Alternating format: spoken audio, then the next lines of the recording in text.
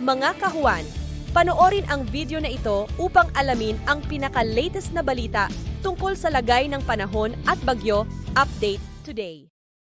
Patuloy pa rin umiiral ang easterlies o yung mainit na hangin mula sa dagat Pasipiko dito sa may silangang bahagi ng ating bansa. Kung saan ngayong araw magdudulot po ito ng mga kalat-kalat na pag-ulan, pagkidlat at pagkulog dito sa bahagi ng Davao Region. Samantala, sa nalalabing bahagi naman ng ating bansa ay magiging mataas pa rin yung tsansa ng mga isolated na mga pag-ulan, lalong-lalo na sa hapon at gabi. Lalong-lalo na din po yan dito sa area or sa nalalabing bahagi pa ng Mindanao kung saan as early as this morning is makakaranas pa rin po tayo ng mga isolated na mga pag-ulan. So pag-ingat po para sa ating mga kababayan dyan sa posibilidad ng mga pagbaha at pagguho ng lupa. At sa kasalukuyan ay wala po tayong minomonitor or namamataan pa na sama ng panahon na maaaring makaapekto dito sa ating bansa.